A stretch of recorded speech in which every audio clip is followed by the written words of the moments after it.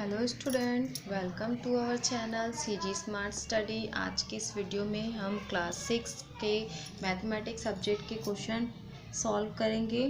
तो आज के इस वीडियो में हमने चैप्टर 7 लिया है फ्रैक्शन, और आज हम इसका इंट्रोडक्शन समझाने जा रहे हैं। तो चलिए स्टार्ट करते हैं। Chapter 7 fraction introduction. सबसे पहले हमें समझना है कि ये फ्रैक्शन होता क्या है। अगर हम सिंपल वे में कहें तो फ्रैक्शन एक पार्ट है। इन्हें अगर हम इसे एक एग्जांपल से समझते हैं तो यहाँ पे अगर हमारे पास एक बॉक्स है,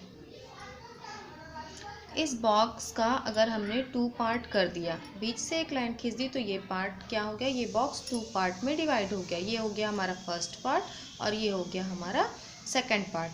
तो यहाँ पे हमने देखा कि जो पहले एक बॉक्स था अब वो 2 बॉक्स में डिवाइड हो चुका है।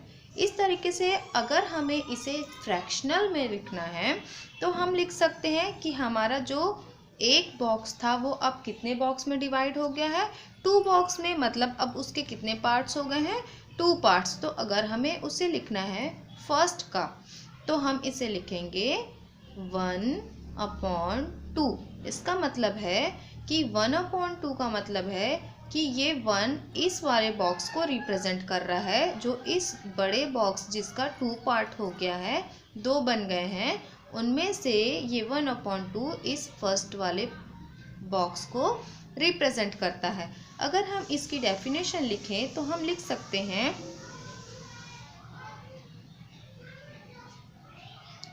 Fraction is a part of a whole thing। इसका मतलब ये है कि जो फ्रैक्शन है उसमें हम कुछ भी चीज़ को ले सकते हैं। जैसे कि यहाँ पे हमने लिखा fraction is a part of a whole thing. इसका मतलब है कि फ्रैक्शन क्या है, एक पूरी चीज़ का एक टुकड़ा या एक हिस्सा है। अब एक और एग्जाम्पल से समझते हैं कि फ्रैक्शन क्या होता है। यहाँ पे जैसे कि हमने ये एक सर्कल बनाया है। अब ये जो सर्कल है ये हमारा होल पार्ट हो गया, मीन्स पूरा पार्ट हो गया। अब अगर हमने इसे इस तरीके से लाइन खींच के 1 2 3 4 पार्ट में डिवाइड कर दिया, 1 2 3 एंड 4। यहाँ पे हमने क्या किया, इसे 4 पार्ट में डिवाइड कर दिया।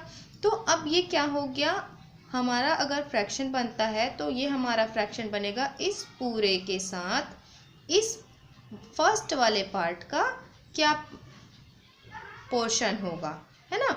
इसका मतलब कि ये अगर हमने इस एक सर्कल को 4 हिस्से में डिवाइड कर दिया, 4 पार्ट में डिवाइड कर दिया, तो इनमें से किसी भी एक पार्ट का क्या हिस्सा होता है, वो होता है फ्रैक्शन। अब अगर हमें इसे लिखना हो तो हम लिख सकते हैं, अब हमारे पास क्योंकि हमने इस एक पार्ट के कितने पार्ट किए, 4 पार्ट किए, इसलिए हम यहाँ पे लिखेंगे नीचे 4। नीचे हमें वही नंबर लिखना होता है जो उस पूरे टोटल का पार्ट होता है। तो हमने यहाँ पे एक पूरे होल का कितना पार्ट किया, 1 2 3 4 पार्ट किया, इसलिए हमें यहाँ पे नीचे लिखना है 4। अब अगर हमने यहाँ पे इसका पार्ट निकालना है, इस वाले का, सिर्फ ये जो हमने यहाँ पे लाइन आउट कर दिया है, सिर्फ इसका निकालना है, तो इसके नंबर क्या रखा था हमने, 3। तो हम यहाँ पे लिखेंगे 3/4। इस तरीके से ये जो 3/4 है ये हमारे सिर्फ इस वाले पार्ट को रिप्रेजेंट करता है। अब अगर हमें इस 1 वाले पार्ट को रिप्रेजेंट करना है, जिसे हमने इस तरीके से लाइन करके रिप्रेजेंट किया है, अगर हमें सिर्फ इसका पार्ट फाइंड आउट करना है तो फिर से हमें कितना पार्ट किया था हमने, टोटल पार्ट क्या था, 4।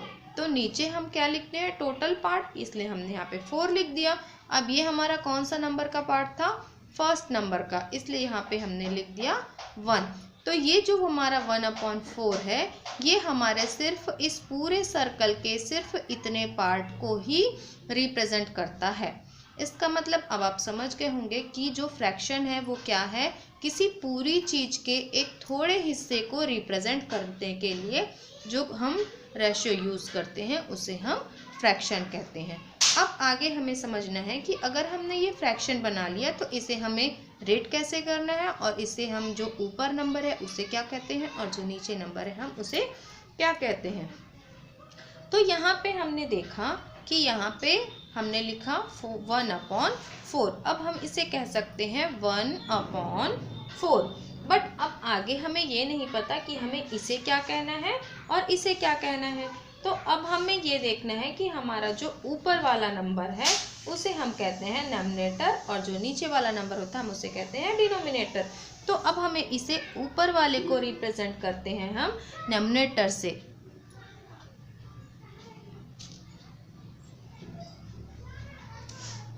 और जो हमारा नीचे वाला पार्ट होता है उसे हम रिप्रेजेंट करते हैं डिनोमिनेटर से।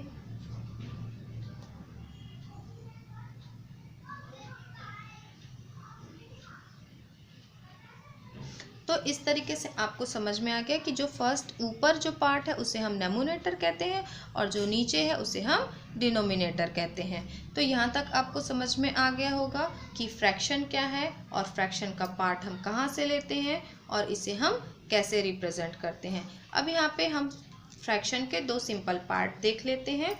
एक होता है प्रॉपर फ्रैक्शन और एक होता है इम्प्रॉपर फ्रैक्शन। तो यहाँ पे अगर किसी नंबर का जो डिनोमिनेटर है वो बड़ा हो, जैसे कि यहाँ पे हम एक एग्जाम्पल लेते हैं 4/2, 7/3। अब ये जो दोनों नंबर हमें दिए हुए हैं फ्रैक्शनल नंबर, यहाँ पे हमारा जो डिनोमिनेटर है वो बिगर है देन न्यूमरेटर से, तो इसलिए हम इसे कहेंगे प्रॉपर फ्रैक्शन। अब अगर हमने इम्प्रॉपर फ्रैक्शन देखना है तो यहाँ पे हम लिखते हैं 4/3 एंड 10/2। यहाँ पे हमें क्या दिख रहा है कि जो हमारा न्यूमरेटर है वो बिगर है देन डिनोमिनेटर। तो अगर हमारा न्यूमरेटर बिगर है डिनोमिनेटर से तब हम उसे कहते हैं इम्प्रॉपर फ्रैक्शन। आई होप आपको ये वीडियो पसंद आया होगा। अगर पसंद आया है तो वीडियो को लाइक कर दीजिए और शेयर कर दीजिए। Thanks for watching.